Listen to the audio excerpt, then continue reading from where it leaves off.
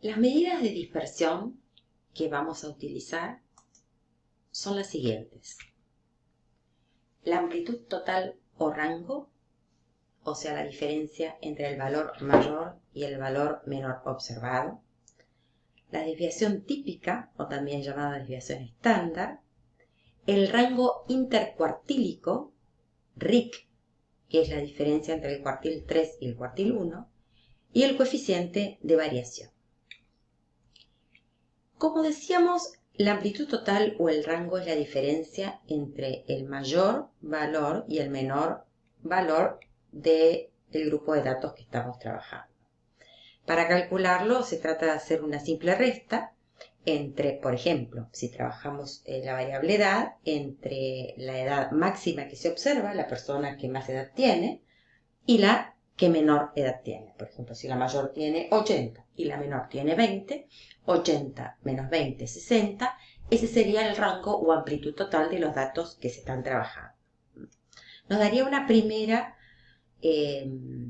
perspectiva de lo que es la dispersión. Ahora bien, la que nos va a dar una mirada de la dispersión o desviación de nuestros datos con respecto al promedio es la estándar, que es la medida de dispersión más usada.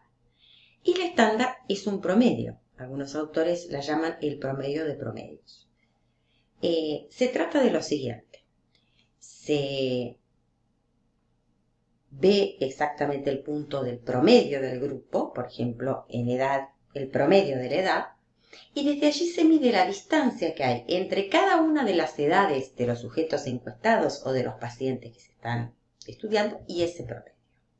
Y una vez sacadas todas esas distancias, se hace un promedio de todas esas distancias de cada edad observada con respecto al promedio. O sea que el estándar sería el promedio de todas esas distancias o desviaciones de cada edad con respecto al promedio de edad o media aritmética de la edad.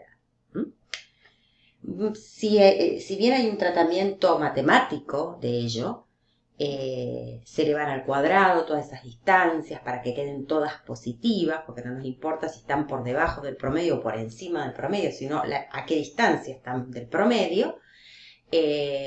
Pero nosotros nos liberamos de la cuestión cálculo porque la calcula el paquete estadístico.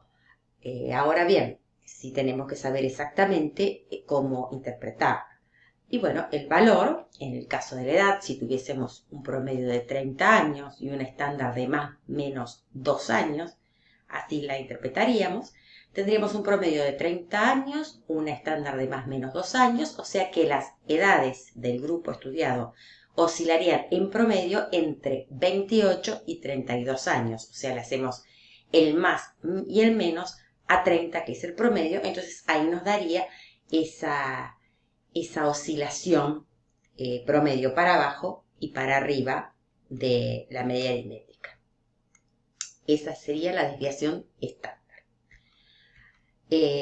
Siempre que tengamos, por ejemplo en este caso, eran 2 años, es una desviación menor, entonces decimos, bueno, si se desvía poco con respecto al promedio, o sea, si todas las observaciones, los datos están cerquita del promedio, quiere decir que el grupo es bastante homogéneo en edad, porque todas las edades están medianamente cercanas o muy cercanas al promedio. Ahora, si tenemos un estándar alta, decimos que hay menor homogeneidad. Por ende, si las edades se alejan, están bastante alejadas del promedio del grupo, bueno, seguramente ese grupo sea bastante heterogéneo en edad. O sea, van a tener diferentes edades, no van a ser tan parecidos en edad.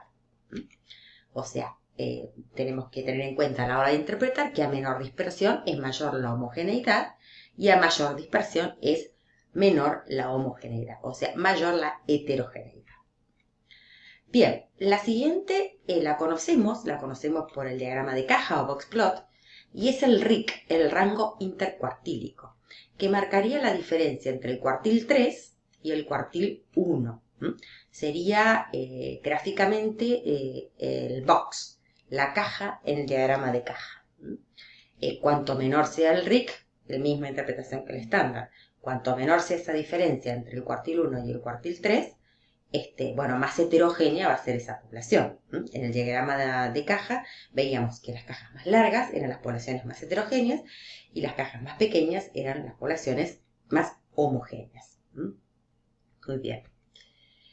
Por último, el coeficiente de variación se ofrece como una medida de dispersión muy buena para la comparación. ¿Por qué? El coeficiente de variación es una medida que se saca sobre un cociente que es estándar sobre media, sobre promedio.